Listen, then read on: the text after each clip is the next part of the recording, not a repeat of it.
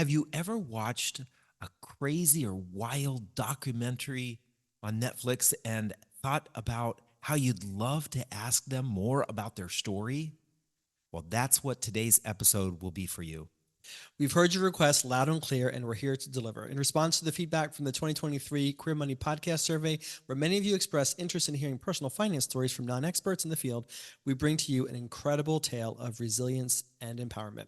Yeah, today we're honored to have Stephani Niblock with us, sharing her remarkable journey through overcoming adversity and reclaiming control over her life and finances. Stephani courageously escaped from a restrictive cult that sought to confine her to a life of subservience to a man.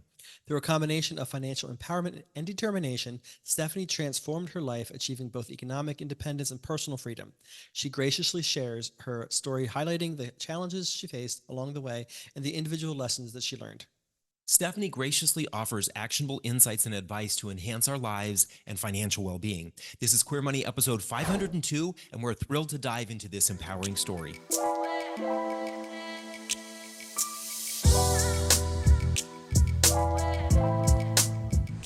The mission of Queer Money is to financially empower the LGBTQ plus community. Join us in thanking Capital One for supporting that mission. So welcome to the Queer Money Podcast, Stephani Niblock. I hope I said it that correctly there. Thank you. I'm so glad to be here. Yeah, you were sharing with us earlier before we started recording that you have been a longtime listener of the podcast. And it's always exciting for us to have folks on the podcast who've actually listened to the podcast, because it's kind of, for us, it's kind of almost like a full circle, right? We are engaging with the people that we are trying to share this message of LGBTQ financial stability and wealth building with. And so it's exciting to that you reached out to us and said you would love to share your money story on the podcast. Digging into some of the information that you shared with us before so we could kind of prepare for this show, I did find it interesting that you shared with us that you grew up in a cult. And folks, for those of you who have not been listening to the podcast for very long, I grew up as a Jehovah's Witness. I'm an ex-Jehovah's Witness, so I also feel like I grew up in a cult. So maybe you can share what that means with us and our listeners, what it means to you to have been raised in a cult and what kind of impact that has had. Well, it feels normal, right? When you're growing up, it's just how you're raised, and you don't know that it's different until a lot of times after the fact and you're actually out. And so for me, what that looked like is it was kind of a triad of organizations. It's probably not something that's very well known. The closest thing I was always able to point to that the public would know of was the Duggar family, 19 kids into counting, and the Institute of Basic Life Principles. So last, I think it was June, there was a documentary that had come out about the Institute. And so that's the closest thing that I can really point to, because we were involved in that organization. And then there was a spinoff of the IBLP called Vision Forum, which I think is pretty much gone out of existence at this point. And then my family also believes in a prophet. His name was William Branham. And he was an evangelist in the 60s, early 70s. And he never claimed to be a prophet, but they believe him to be. And so that's the closest public thing that I can really count to. You know, I'm the oldest of 12. I had never cut my hair. I was only allowed to wear long dresses and skirts. I couldn't work outside of the home unless it was for my father or eventually my husband. My place in the world, I was always taught that my place was to be a helpmate, to be a good wife and a good mother. And that was the entire purpose on this planet for me, was to help others in that family role. Yeah, misogyny times 100, right? It's just. Oh yeah. Was there a name for your cult, or like like Jehovah's Witnesses, Mormons, Catholics? No, not really. There was the Institute of Basic Life Principles, and then the Message is what they kind of called the church that believed in the prophet. Gotcha. But if you asked them what they were, they would always say that they were non-denominational. Oh, got you. That sounds very passing. I do remember John and I, because of my background, I'm always interested in those kind of stories being told in media, the stories of ex-cult members and things like that. And I remember when we watched that documentary, and I was just like, wow, I thought I had it bad. I looked at some of the things that were going on, and I know that there are varying levels within all cults, right? There's people who are close to the edge, and there are people who are at the center, and they're the infecting everybody. And I watched that, and I was like, whew. Thank God my life wasn't that bad, because that is really effed up, you know. And I guess I would say, you know, speaking up from a place of male privilege, you know, being born and identifying as a man or as a boy, I probably had it easier than other women who are Jehovah's Witnesses. But how did this? What was it like? I mean, tell us a little bit about your early life, and how that affected you, knowing that you might be a queer person or identify as LGBTQ. So I will tell you the story, but before I dive into that, it's interesting that you bring up the male privilege part of it, because I had always, because of, you know, not being able to do really anything as a female, I had always wished that I was born a boy. I felt like I should have been born male, just because I'm a Leo. I have a lot of things that I want to do with my life, and I didn't want to just settle into this pre-made role that was created for me. And now I always thought that the guys had it easier. And now as an adult and starting to hear some of their stories, like they were put through a lot too, of expectations that they had because you know, my brothers are expected to take over the businesses and you know, make a lot of money because my dad is very wealth driven. And so he had come from a place of poverty where he was the second of five, and they grew up in the backwoods of Arkansas on food stamps. And so he has developed this money status type of relationship with money where he feels like his value as a person and how much money he makes are like those two things are tied. And so he's been always very money driven. And also that if he thinks he has like money status, or if he has enough money, he can make some of the problems go away, right? So that's how he finds safety, is in through his wealth and the influence that that can bring. And so for my brothers and some of the other guys in the church, I've seen how much pressure that's put on them, where they're expected to hit these certain milestones at certain times and find a wife and have kids and like do all of these things. And it's caused a lot of mental health problems in men as well. Yeah, that's But interesting. I actually didn't know that. I'd never given myself the option because the only thoughts that I had was I could either get married or I could be like Paul and never get married. And that was ultimately the choice that I had made when I was a teenager. I was like, F this. If this is what relationships look like, I'm out. Yeah. So I had actually vowed that I was never going to get married. And I think I still have those journals somewhere where I wrote in big like letters all over the page, I am never, ever, ever getting married. And we were very involved in the church. So we'd go to church Sunday morning, Sunday night, Wednesday night, and then we'd have like a Bible study on Friday nights a lot of times. And my dad owned several businesses. So I've always said that I was lucky that I did have some financial education, because even though I was homeschooled and never went to school a day in my life, I did at least have that financial education, because we were reading things like How to Win Friends and Influence People and Rich Dad, Poor Dad, Robert Kiyosaki, and like all of these different financial books. So I consider myself lucky in that regard. But with the whole view of LGBTQ community, you know, Sodom and Gomorrah, and it's an ultimate sin, and all of these things. And I think that can play into our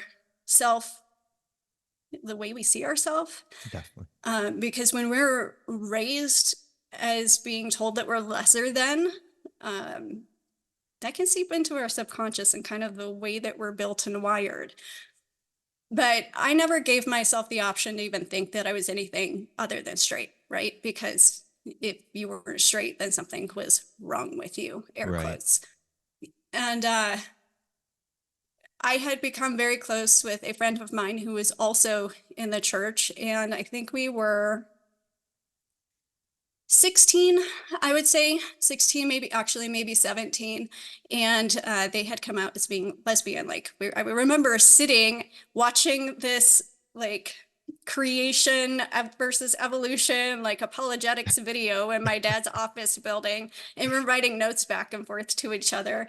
And they came out as being lesbian. And my initial reaction was like, it's okay. We're going to find God's healing. People come out of this. Like, I'm going to help you and support you, and we're going to figure this out. Yeah.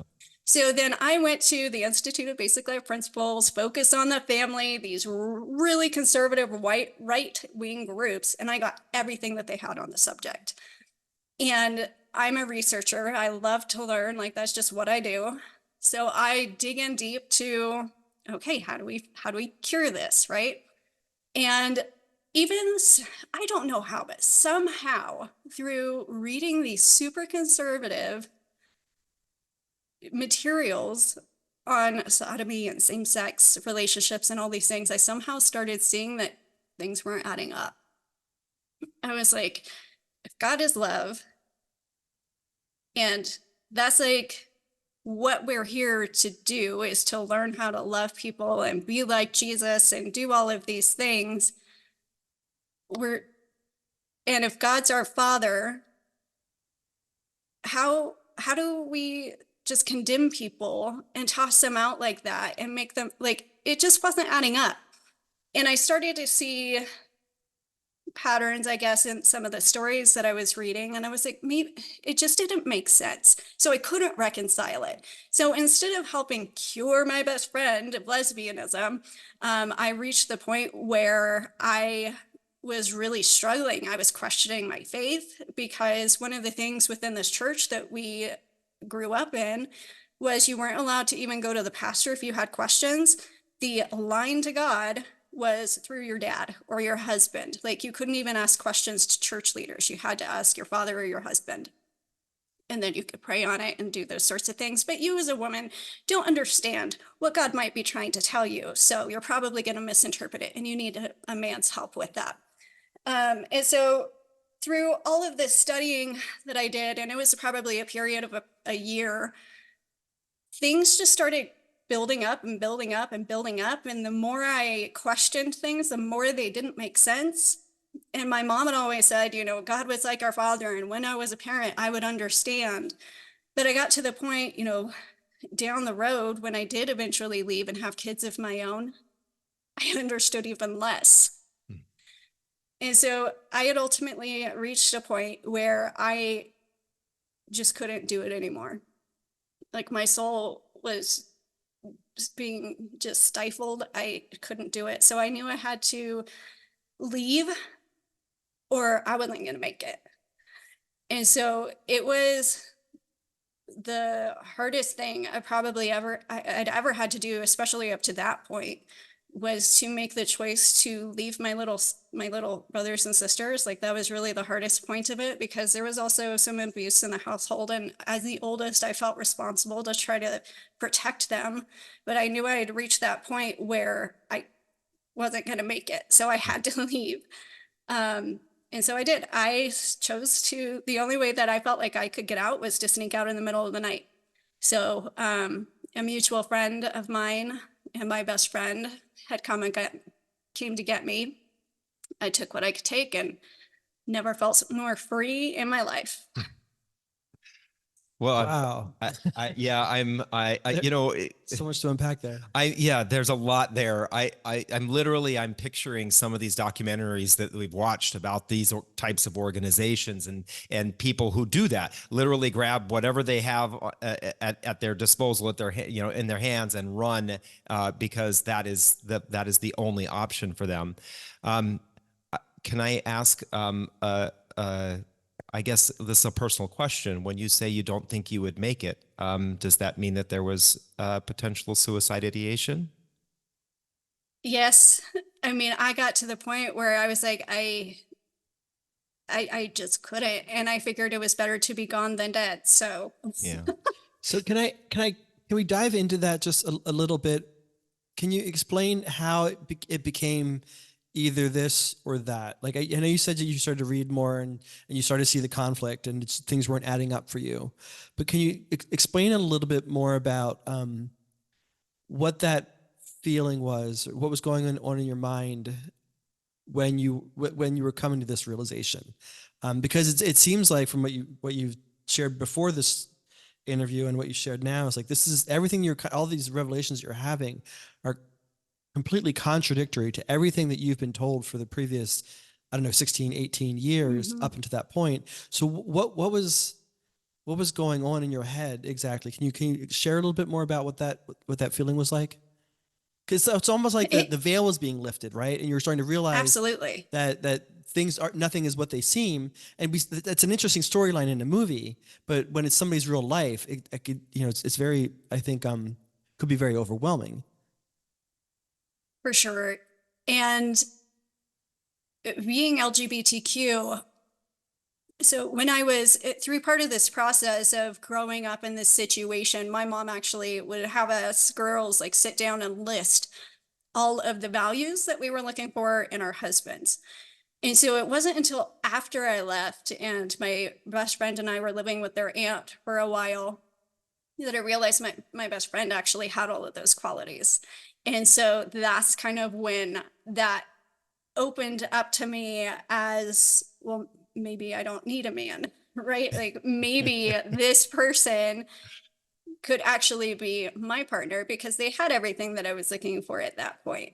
But when you're going through this unveiling of the truth, because one of the promises in the Bible that I do believe in is that the truth will set you free and you will find it when you are looking for it. It can lead to an identity reevaluation, if not crisis, because everything that you were taught up to that point has proven that maybe it's not quite the way you thought it was. And so through this period of this spiritual revelation that I'm having, or deconstruction is more what is more often referred to, there were a lot of things going on, outside of that too, because my family was talking about buying property in Missouri and moving there, which meant that I was going to be uprooted from everybody that I knew and loved and all of the stability that I had. And my best friend, their name is Danny, and they were the only person that actually knew me for who I was, because I had a very thick mask, because you were not allowed to show really any emotion other than like joy and gratitude and be like this happy, bubbly, everything is perfect, the happy, shiny people, right? Mhm. And when things are not good at home, my dad was having affairs. He had a separate apartment. He had all these fancy cars. We'd see him maybe a couple of times a week. Like there were these inconsistencies going on. There was a period of time where my mom had locked herself in her room for probably a week, and she was pregnant at the time. And so as the oldest, like I'm trying to maintain my schooling, right? Because we're basically given curriculum, which we go through. But my sister did fall behind in her education. And then I'm trying to help the younger kids. I'm trying to, make the meals and keep the household running as a teenager, which I think I did fairly well. But I was really worried about my mom. And I know that she has had a lot that she has gone through too. And I think that she probably also reached a point where she felt like she couldn't move on anymore. And I feel like I, as her daughter, have seen this period where I've almost seen her soul disconnect at some point, because she's not the same person that she was when I was younger. Because she used to have, she used to be silly with us and do all these things. And I just feel like she doesn't have that same life in her anymore.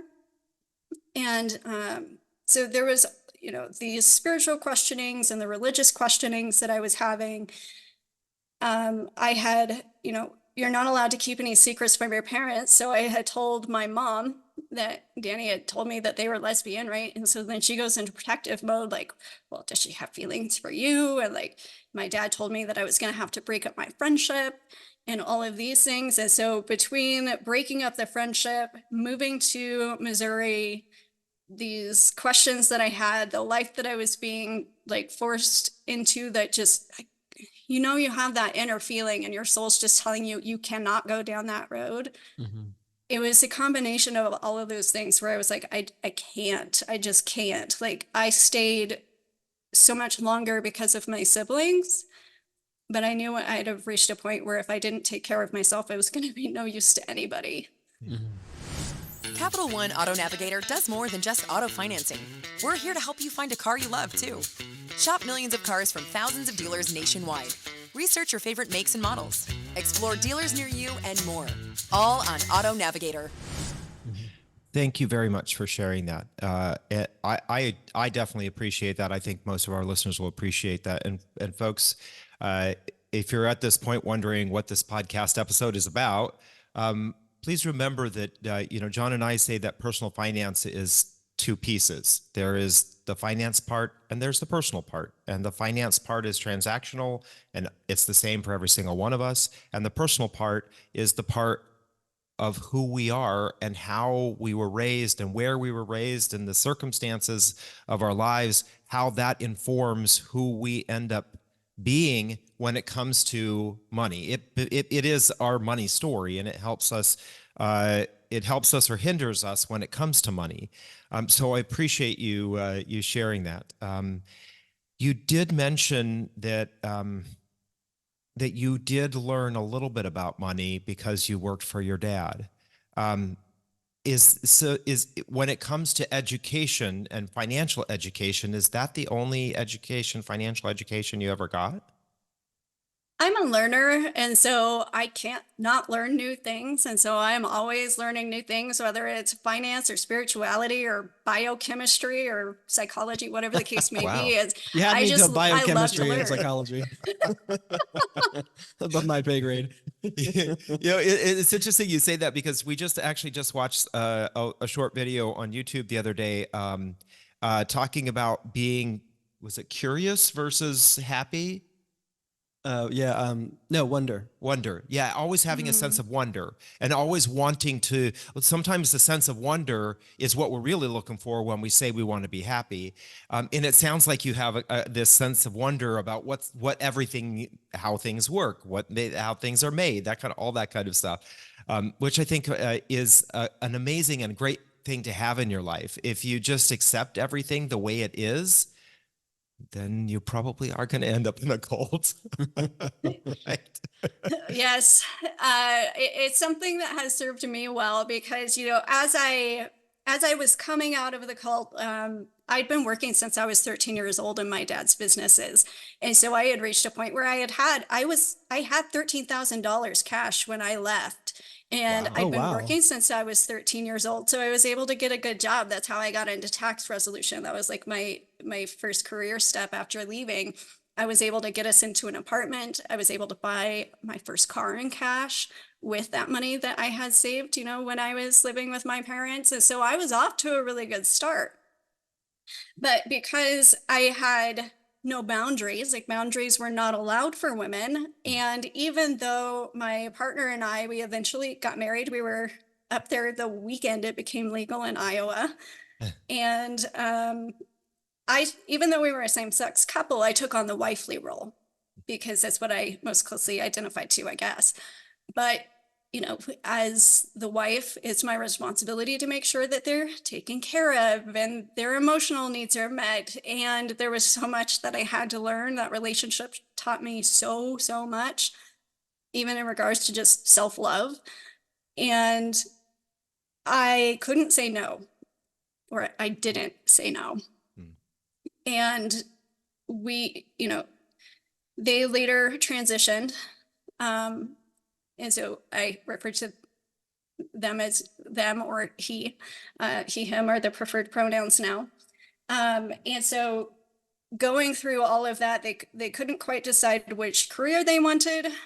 So they started college courses, and then they decided they wanted to do something else. And then they decided they wanted to have kids.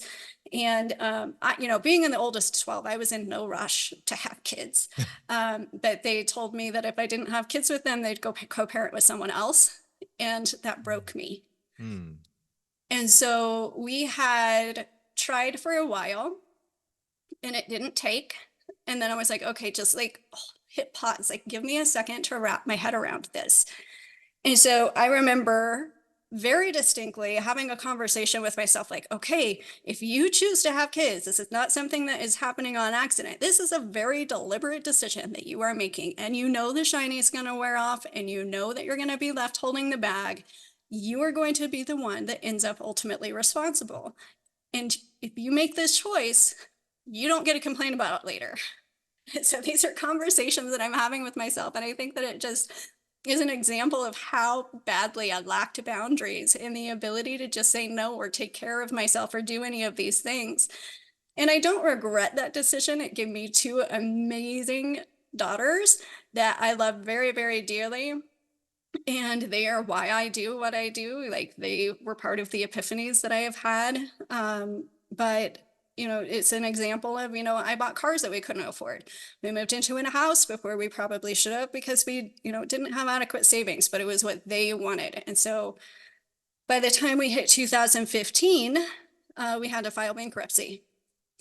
And I wrote a book about part of this journey too. And I open up the book with this experience that I had where I was just laying in fetal position on the floor, sobbing into the carpet because I didn't have anything to feed my kids for dinner. I took a picture of my refrigerator because that relationship didn't last. And we separated in 2016. We'd filed bankruptcy. I didn't have a car. I went out one night and it was gone because they had taken it back through the bankruptcy. The next morning, I had to walk my kids 6 miles to daycare so that a coworker could come pick me up and take me to work because I had to get to work. And I ended up in this position where it was just my 2 kids and my job, and that was it. My relationship had failed. Right before we lost the apartment, I took a picture of my refrigerator, and it was basically empty. I had a few eggs, a small bowl of peas that were left over, maybe quarter gallon of milk and some condiments in the fridge. And that was basically it. And I took a picture of it and I put it on Facebook where only I could see it, but it would show up in my memories. Yeah. And I said, dear future self, how the heck did we get ourselves out of this? And I had promised myself that in that moment, I promised myself that once I got to the other side, I would tell other people what it was that I did, so that hopefully they wouldn't make the same mistakes that I did, but at least they would be able to recover faster. And so that's why I'm so open about sharing my story and what I've had to go through, because these are very painful lessons I had to learn the hard way. And I want to inspire other people that just because you might be going through a really hard chapter in your book, that's not the end of the book, or at least it doesn't have to be. Like, there's so much more into life than just living, not even paycheck to paycheck. So that's, that financial recovery was also a personal journey too, and so much personal growth. And that's ultimately what it's about. Yeah, absolutely.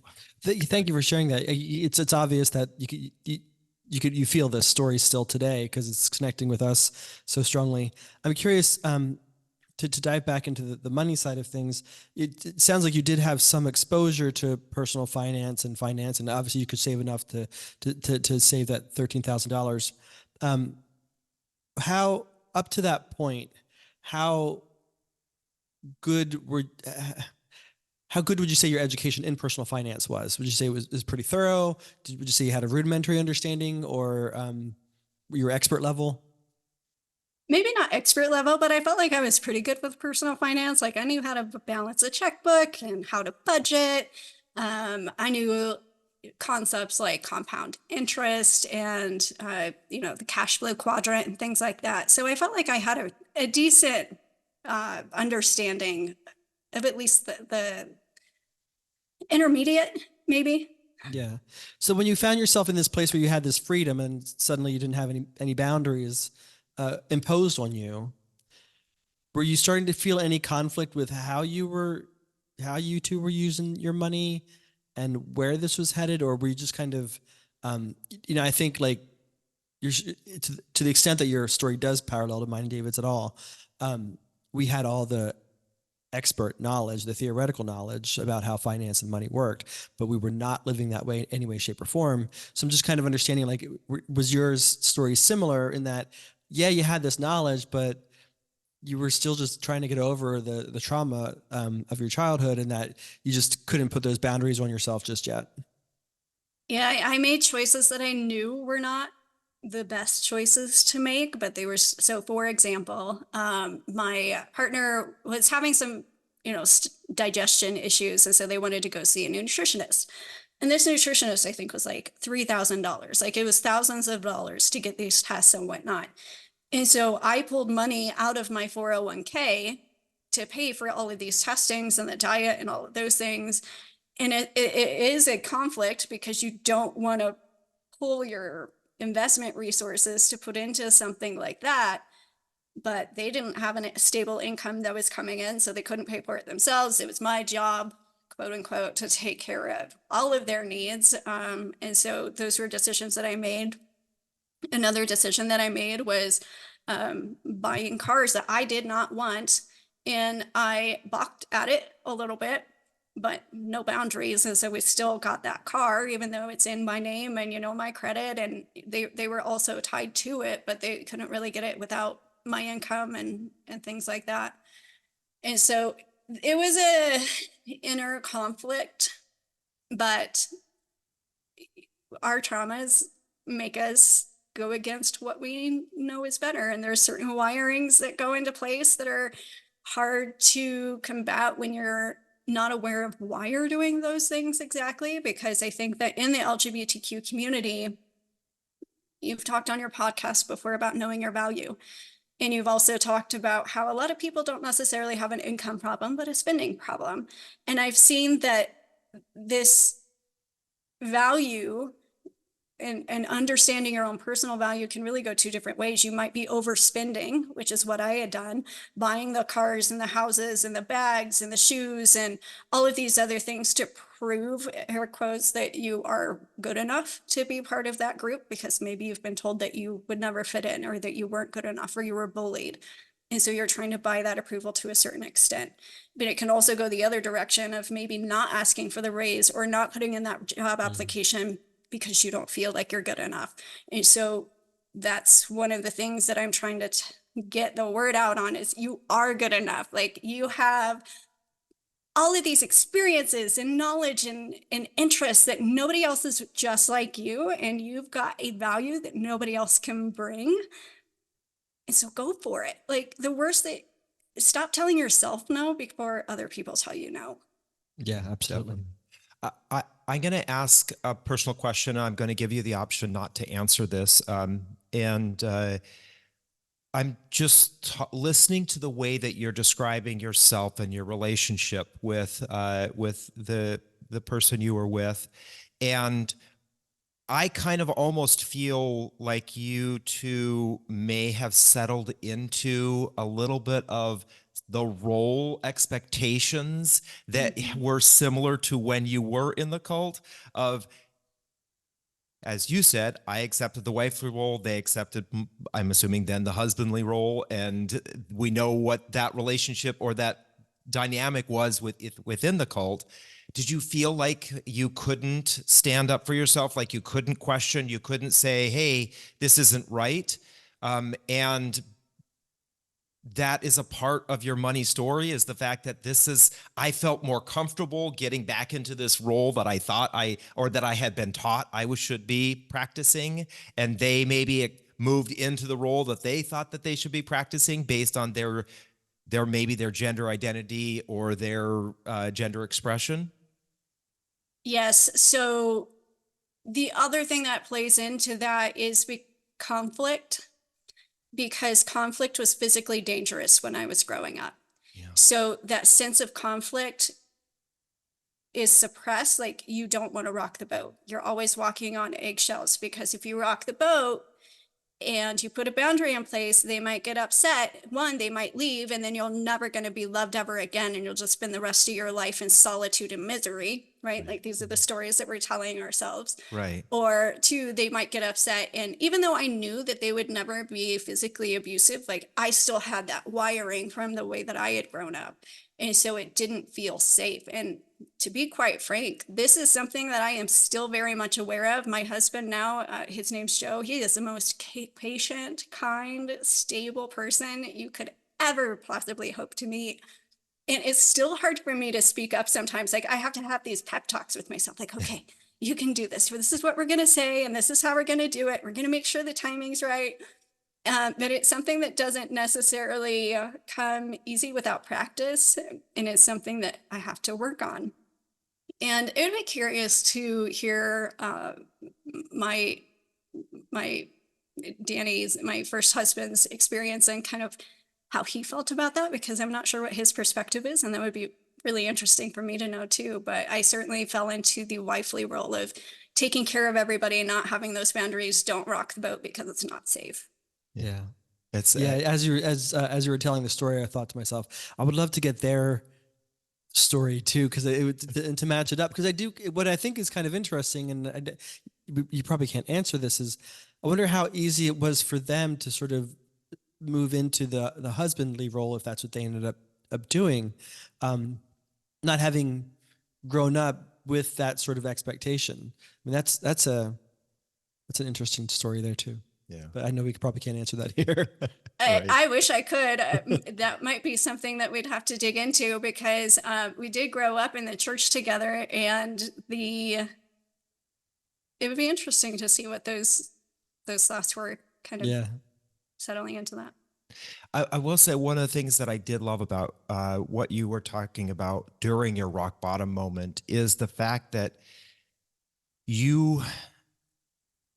I don't know if personal responsibility or taking ownership is necessarily the right label for this, but when you talked about taking that picture and posting it on Facebook so that no one else would see it, but only you would see it and you would get those reminders, I thought to myself, wow, that is a powerful way.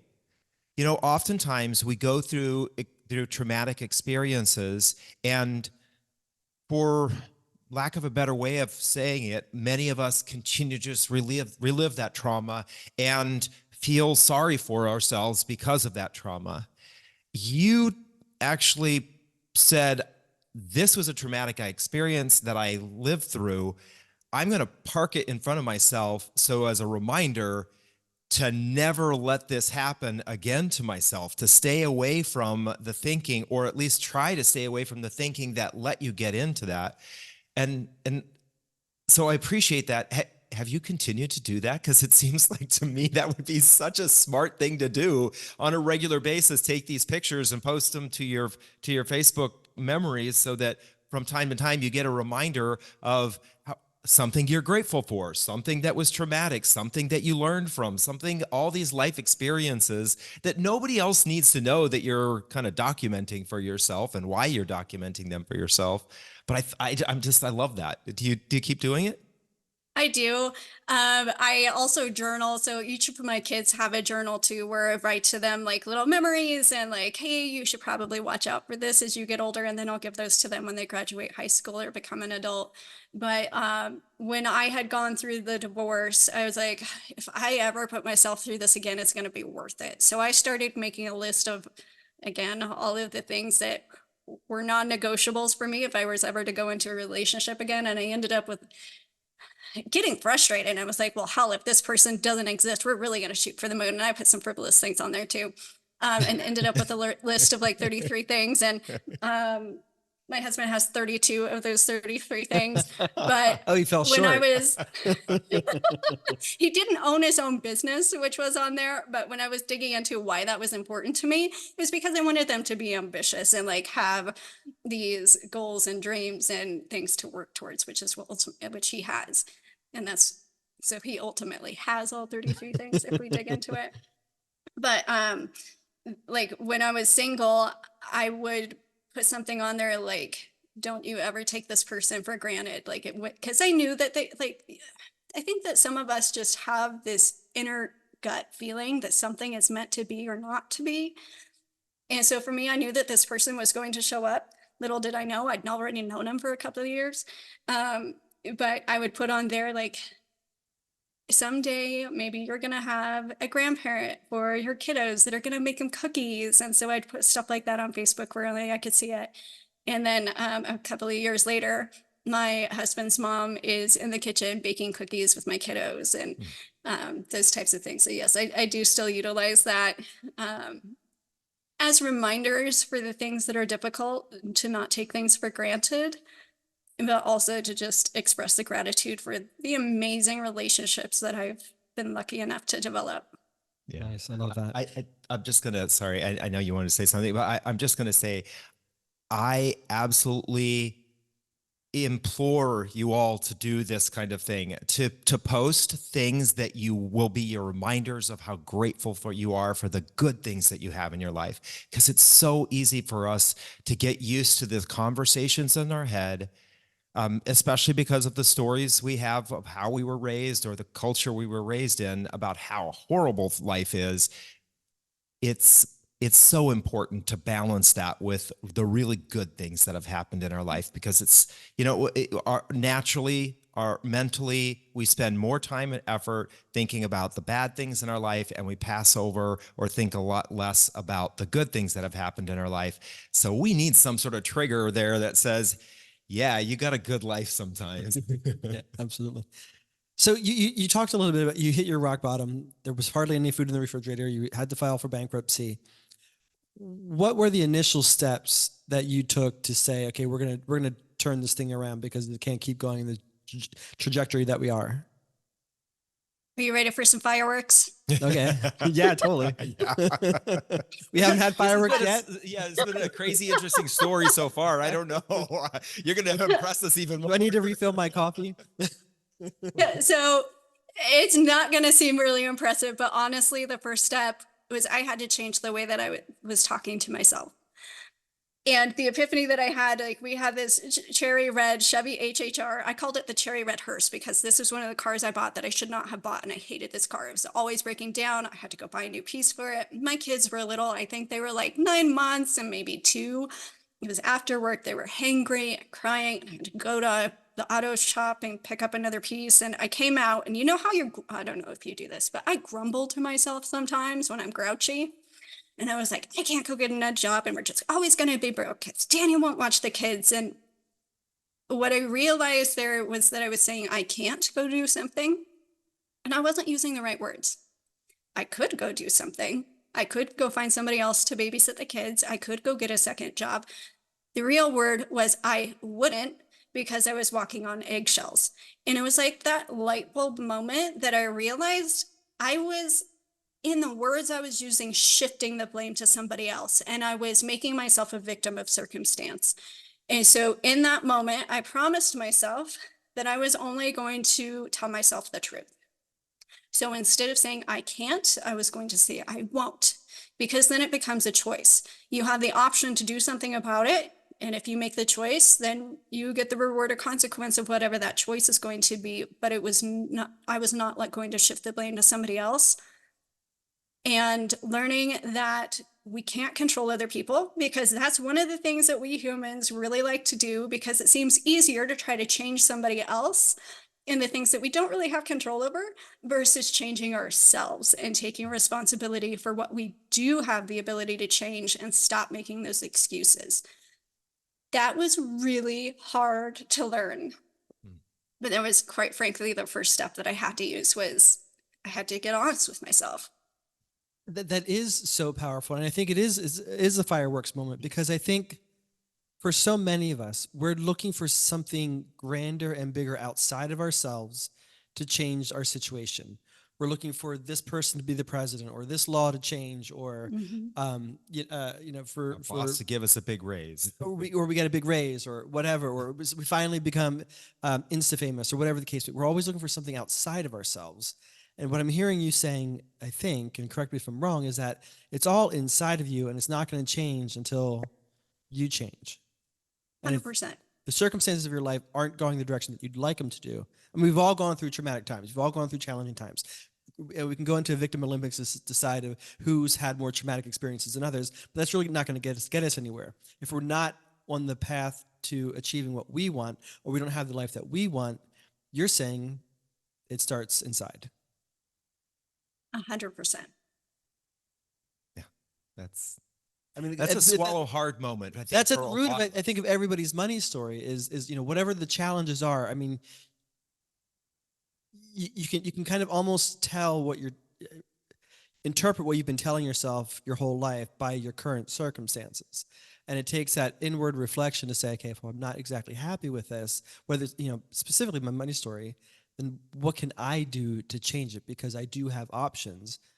If I'm telling myself I don't have options, I'm just disempowering myself and looking for something external to save me. And that's likely never going to happen. It only happens to, I don't know. Yeah. Few people. It's interesting the way we're talking about this because, folks, this is reminding me of I think it's episode 73 when Dominique Jackson, who is famous for being on Pose and Slay, was on the podcast. Strut. Strut. And it was very much the same kind of conversation going on in her head when she said, I need to take care of myself. I need to leave Trinidad and Tobago. I need to leave. I need to go to a place where I can, first of all, feel physically safe. Then I can start working on the stuff that will make me feel whole. And now we look at her and think she's got everything and everybody is so jealous, but we don't understand that it all started with the conversation that she had in her head. And the same thing with you, going from your rock bottom moment. And I think that's what really a rock bottom moment is. A rock bottom moment is when you finally say to yourself, change the way you're fucking thinking about yourself and the way you talk to yourself, right? You need to change. And only you can do it, right? And maybe that's what a rock bottom moment is, whether it's drugs and alcohol, spending, relationships, whatever it is. When you hit that rock bottom moment, it's when you need to say, I'm ready to make the changes that are most important to me being my full self. Yes, and there's a process that I have used because when we get... So one of the best books I've ever read on trauma is What Happened to You by Dr. Bruce Perry and Oprah. And he talks about how our brains are like an upside down triangle. And the upper parts of our brains are the more creative thinking parts of our brain. And as you go down the triangle, that goes into our like bodily functions and our survival. And as we get stressed, those upper creative parts of our brains start shutting down and we go into survival mode. And so when we're constantly stressed about money or circumstances or a job, we're not fully opening up our creative abilities or different ways to think about things or to solve a problem. So one of the methods that I have used a lot is when I am feeling overwhelmed or frustrated, I would have a journal that I just word vomit in and I vent and I get all of the nasty, ugly, mean things out on paper. And then I take a breath and I was like, okay, if I had a magic wand, what would this situation look like? And I would write down what my ideal situation would look like. And then I take another breath. What's one small thing I can do right now to put me down that path? And if you're frustrated with your job, it might be update your resume. It might be go to a networking event. It might be talk to that past boss that you have a good relationship with and see if they know of any job openings. Like changing your life isn't this big, scary fireworks moment. It is one small step today and another one small step tomorrow and another one the day after that. And then my day might suck, but then you're back at it again. And you just keep getting just a little bit better every day. And then you're going to look back 1 year, 2 years, 10 years, and you're going to be like, wow, I've actually come really far. Yeah, Definitely. that is so true. I think it's the fault of movies is that like there's like this hour and a half or 2 hours of a movie, and this person's life completely changes on a dime, and we're like, that's what I'm waiting for that to happen. But that's just not real life. I think to your point, it is that there's micro steps that you take every single day, and the first couple of steps are going to feel hard and miserable maybe, but the more you take them, eventually it's going to be a complete 180 for you. I also appreciate your process of taking all that crap that is just flying around in your brain that is blocking you from actually thinking about how you could make progress and getting it out. Just flood it out on the paper, and you're literally making space in your brain to say, okay, now I can think about the other things. And that's what I think vomit is actually the best word to use for that, because it's part of that's what purging is, right? It's getting the poison out of your system, it's getting the bad stuff out. So hopefully the good stuff can start working. What was the name of that book again? Because we're getting it today. What Happened to You by Dr. Bruce Perry and Oprah. I love how you say Dr. Bruce Perry, like you've got to say his entire name, and all you have to do is say Oprah. And everybody's like, oh, I know who you're talking about. Boom. Well, Oprah, Cher, Oprah. Madonna. She's iconic. Right. Yeah. Had to sneak in the Madonna reference there. So let me ask you, you may look back on certain circumstances in your life, say, for example, the fact that, and I don't know, did you ever go to college? Have you gone to college? I took one sociology class. That's the only formal education that I've had. Yeah. And you chose sociology? Yes. That's curiosity, right? That's wonder, right? There are a lot of LGBT folks, especially folks who were raised in religion and were stuck around in that religion for a longer time period, who didn't necessarily go to college. Do you ever feel sorry for yourself because of that? Sometimes I do. I mean, I could have, it was kind of tricky because when you leave, when you're 19, 20, colleges still want all of your parents' information. So I wouldn't qualify for the financial aid because of my parents' income, which they weren't going to give me. And there were probably ways around that, but I didn't know how to get to it at the time. So sometimes I wonder what life would have been like if I had gone to college, because I would imagine I'd get my doctorate in psychology. But ultimately, I decided to go the licensing route. And so since my first job was in tax resolution, I became an enrolled agent, which basically allows you to practice before the IRS. So I would work with companies and individuals who got themselves into tax trouble and help them figure out how to get out of that. And then I took some accounting courses and got some certifications in that. And then eventually I moved into more of the traditional financial roles and got licenses in that aspect. But one thing that I would encourage people to look at is, if you feel like college has not been an option for you, there's really two directions that you can go.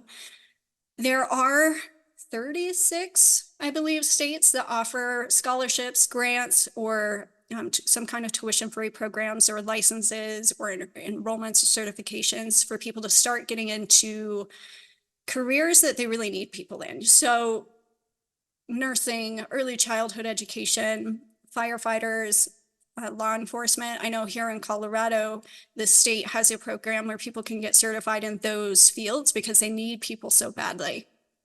But I think that before you even really go into that, is just getting a little curious about yourself. Like, what are your interests? What are you good at? What skills do you have?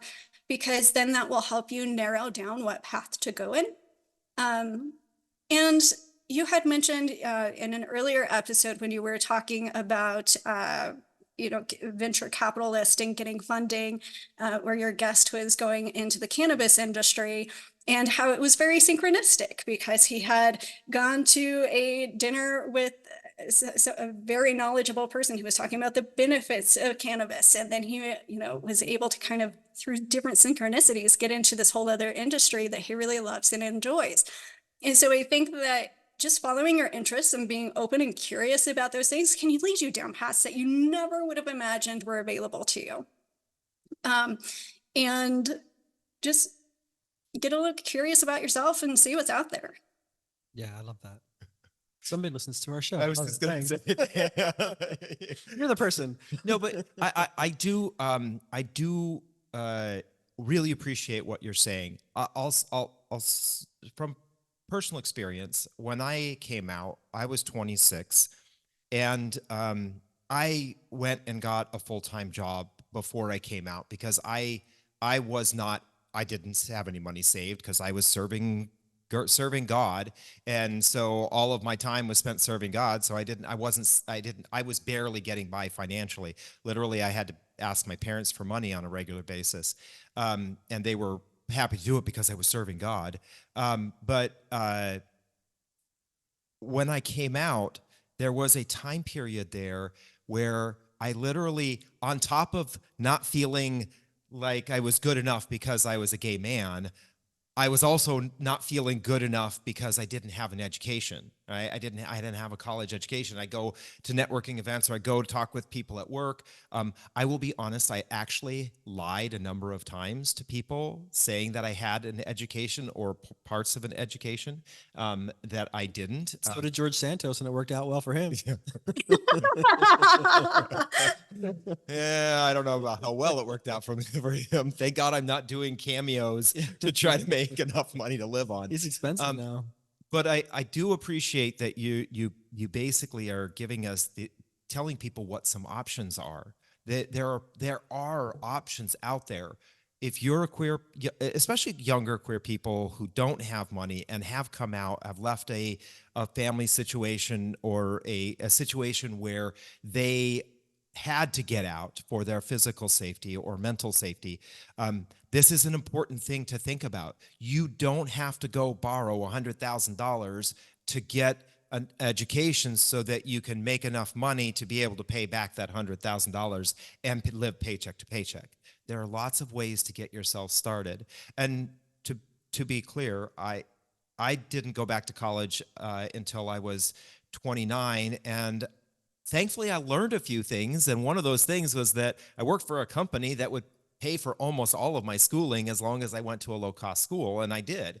And I appreciate the fact that you're sharing that there are always, almost always, opportunities. We just may not be able to see them right now or right in front of us. And that's why it's important to give yourself the opportunity to explore a little bit and to learn a little bit before you make these kind of major life decisions. And the Human Rights Campaign, HRC, has a list of different scholarships that are available for the LGBTQ community as well. And I think that it's also important to note that I'm always asking myself, how can I add more value? Whether that's in a job that I'm doing, whether it's my personal value, whether it's something that I'm learning. But I think that it's important to not underestimate the importance of having a good work ethic and showing up to work on time and having good communication skills and being a good listener, because that will help you build relationships that can lead to those lucky opportunities, right? And so it's being prepared and having that ability to take some action when those opportunities do come up. Yeah. Well, that's what Oprah always says, right? Luck is really preparation meeting opportunity. Yep. And you're saying focus on the preparation, because when the opportunity comes, such as you're having dinner with friends and a fancy wine and somebody's super knowledgeable about the cannabis industry, and all of a sudden you've got $11 million industry. Yeah. Yeah.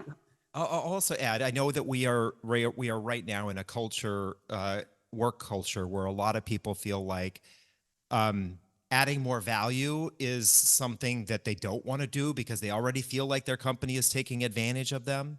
But one of the interesting things that you just I took from what you just said is that when we think about the ways that we can add value, we're actually looking at things that we don't necessarily know how to do today, right? How do I add more value, which is, how can I get a little bit more curious about something I'm interested in and add that to where I work or what I do today, right? Learning something that nobody on your team knows, but you're interested in.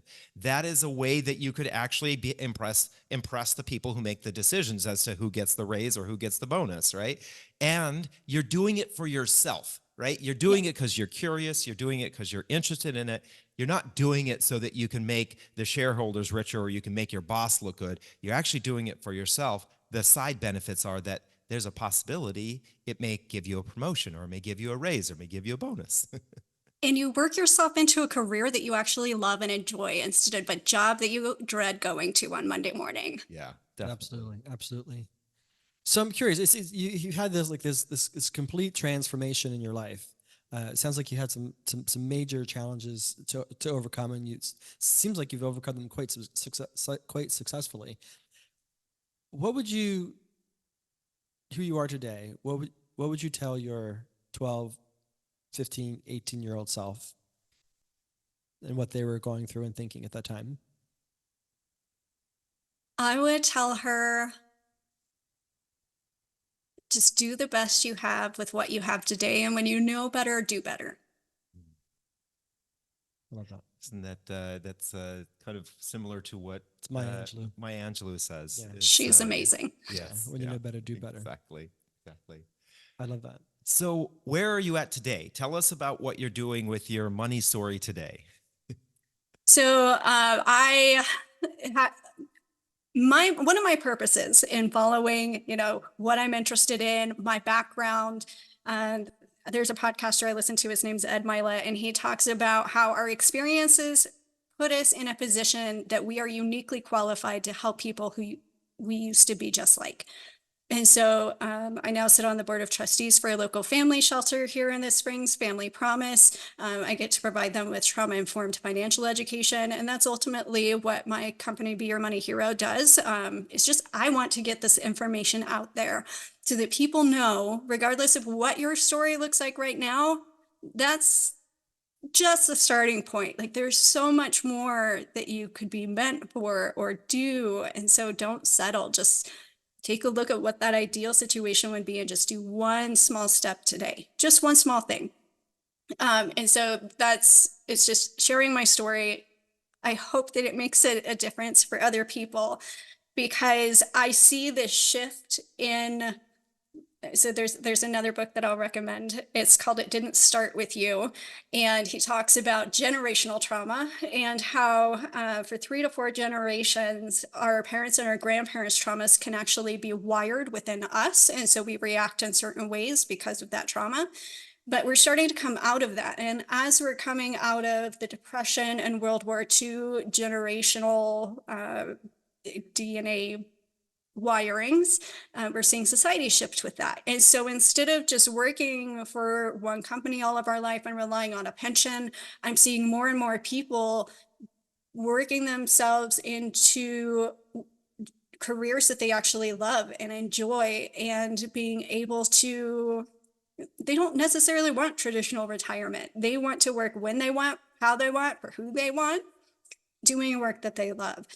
And that's what I want to encourage and help people with, is just giving them that safe space to get curious about themselves so they can actually lean into who they truly are versus what society tells them they are or are not, or what they should or should not be.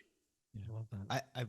I really appreciate that. I love that you talked about the fact that this generational trauma can be a part of us today, because I think that generational trauma is still a part of the corporate structure that so many of us work under, right? So, we still work for companies that are run by, many cases, men who may have actually served in World War II or in the Korean War or in the Vietnam War, right? So their way of thinking, they don't think the way that younger people think today. And so the way in which they run their companies and what their expectations are and what their expectations of workers are is oftentimes still steeped in this culture of, you need to work here for 30 years. You need to be happy that you have a job. Sometimes life is a bowl of lemons and just you have to deal with it, right? Just all of those kinds of things are still baked into a lot of the structures, the systemic structures that we deal with today. And we are trying to break free from those or grow out of those. So I appreciate that. Again, what's the name of your company? Be Your Money Hero. Awesome. Well, we'll definitely link to that. I will say, This has probably been one of the most exciting episodes that we have recorded in a while, just because of the personal connection I think I have to some of parts of your story, but also just the way in which you talk about things and describe things that you've gone through and that you do for yourself on a regular basis. It's just so valuable to our listeners. We really appreciate it. Yeah. So how can our listeners connect with you if they'd like to? So I'm on almost all of the social media platforms at Be Your Money Hero. You can also find me at beyourmoneyhero.com. And I also have a podcast, also called the same thing. And the goal of that podcast is to really give people a safe space where they can open up about how their history and their wiring has shaped the way that they relate to money and how they can take more control of it. Love that. Cool. Well, we'll link to all that as well. So thank you so much for reaching out, agreeing to, we put an email out to our email list and said who would be open to sharing their personal story. We didn't get a lot of biters, but we did get one really good one, and we're thankful that we did. So thank you very much for having the courage to share this and coming on our show. Thanks for having me. With no fees or minimums and no overdraft fees, banking with Capital One is the easiest decision in the history of decisions. That's banking reimagined. What's in your wallet? Terms apply. See CapitalOne.com/bank for details. Capital One, N.A., member FDIC. Thank you for joining us for another episode. This week's newsletter includes your Queer Money takeaway as well as resources mentioned in this episode. And then make sure you join us Thursday for another bonus episode, and next Tuesday when we talk more about LGBTQ retirement and our Gay Retirement 101 series. Thank you and have an amazing week.